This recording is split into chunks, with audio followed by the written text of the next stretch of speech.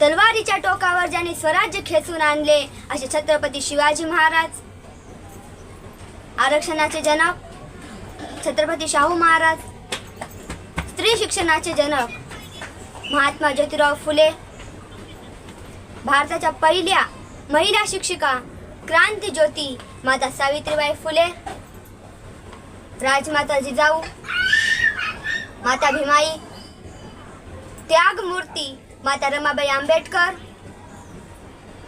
भारतीय राज्यघटनेचे शिल्पकार, दलितांचे उद्धारक, थोर कायदे पंडित, युगांचा युगांधर, बोधिसत्व, विश्वरत्न, परमपूजनीय डॉक्टर बाबासाहेब आंबेडकर. पृथ्वी ही शेषनागाच्या मस्तकावर नसून ती शेतकरी आणि कष्टकरी यांच्या तळहातावर तरलेली आहे असे सांगून जाणारे लोकशाहीर अण्णाभाऊ साठे. अशा सर्व तमाम महापुरुषांना व त्यांच्या विचारांना मी सर्वप्रथम वंदन करते. मी दीक्षा प्रकाश गजभारे. आज मी आपल्या समोर माझे मनोगत व्यक्त करण्यासाठी उभी आहे. माझ्या माता बंधू भगिनींनो व बालमित्र मैत्रिणींनो, त्या काळात तुमच्या बापदादांना पाणी वाढ ग माय म्हणावं लागत होतं. विहीर, तळ, नद्यांमध्ये पिण्याच्या पाण्याला सुद्धा स्पर्श करण्याची मुभा नव्हती. जनावरांपेक्षा हीन अवस्था होती तुझ्याच मुहाची, समाजाची, पर्यायाने तुझ्याच बापाची आणि आज्याची. जगणं हिरावून घेतलं होतं, जनावर राखून खालच्या पातळीवर ढकललं होतं अपृषांना. अशा अन्वस्थ अवस्थेतील समाजासाठी आपल्या पोटचे 4 लेकरं इंदू, रमेश, गंगाधर आणि राजरत्न औषध पाण्यावाचून माती आड केली.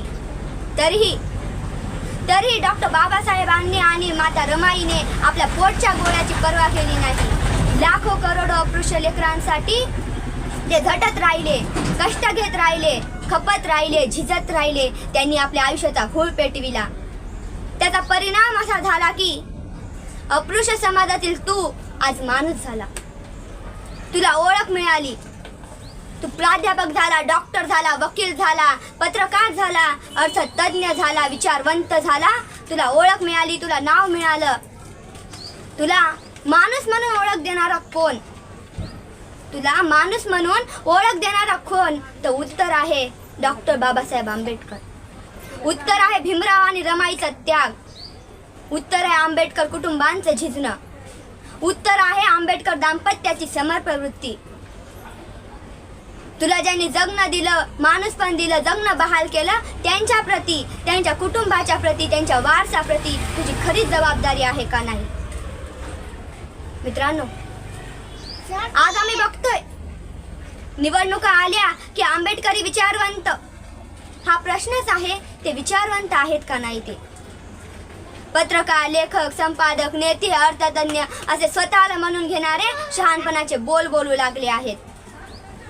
गेली 72-73 वर्ष संविधानाला कुरतडून संविधानाची जीर्ण अवस्था करणाऱ्या प्रस्थापित राजकीय पक्षांकडून संविधान वाचवण्याची अपेक्षा करणे म्हणजे मूर्खांच्या नंदनवनात फिरणे होय. मित्रांनो, डॉक्टर बाबासाहेब आंबेडकरांनी जो स्वाभिमान अपृश्य वर्गामध्ये पेरला होता, तो स्वाभिमान गहाण टाकून प्रस्थापित राजकीय पक्षांची जी हुजरी करणाऱ्या सर्व भामट्यांना लाजा वाटल्या पाहिजेत. मित्रांनो, आजची परिस्थिती पाहून मला एक प्रसंग आठवला. एक उमेदवार होता आणि तो मत मागण्यासाठी एका वृद्ध व्यक्तीजवळ गेला आणि हातामध्ये 1000 रुपये धरून म्हणाला, बाबाजी, कृपया मला यावेळी मत द्या. तेव्हा ते बाबाजी म्हणाले, बेटा, तुला मत हवा आहे, पण मला पैसे नकोत. तू मला एक गाढव विकत घेऊन दे. त्या उमेदवाराला मते हवी होती, त्यामुळे तो गाढव विकत घेण्यासाठी बाहेर पडला.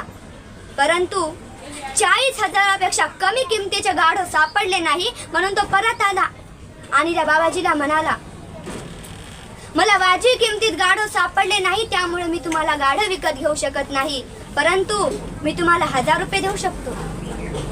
तेव्हा ते बाबाजी म्हणाले, साहेब, मला आणखी लाजू नका. तुमच्या नजरेत माझी किंमत गाढवापेक्षा कमी आहे. जेव्हा गाढव 40,000पेक्षा कमी किमतीचे विकला जाऊ शकत नाही, तेव्हा मी 1000 कसा विकला जाऊ शकतो?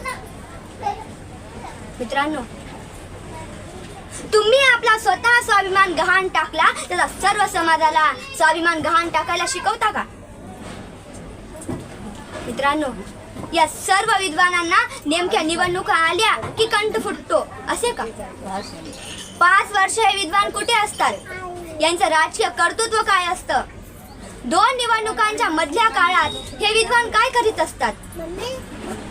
यावर आंबेडकरी समाजाने गांभीर्याने विचार केला पाहिजे. आज आपण म्हणतो की डॉक्टर बाबासाहेब आंबेडकरांनी आमच्या हजारो पिढ्यांचे कल्याण केले, परंतु तुम्ही काय केले आंबेडकरांच्या फक्त 2 पिढ्यांसाठी? मित्रांनो, जर आंबेडकरांच्या 2 पिढ्यांसाठी आपण काही केलं पाहिजे, तर आपण या देशामध्ये वंचितांचं राज्य निर्माण केलं पाहिजे. वंचित बहुजन आघाडीचे अधिकृत उमेदवार अविनाश भोसीकर साहेब यांना आपण निवडून दिलं पाहिजे. वंचित बहुजन आघाडीची निशाणी आहे शिट्टी. शिट्टी या चिन्हासमोरील बटन दाबून अविनाश भोसीकर साहेबांना आपण प्रचंड मताने निवडून दिलं पाहिजे आणि या देशामध्ये आपण वंचितांचं राज्य निर्माण केलं पाहिजे.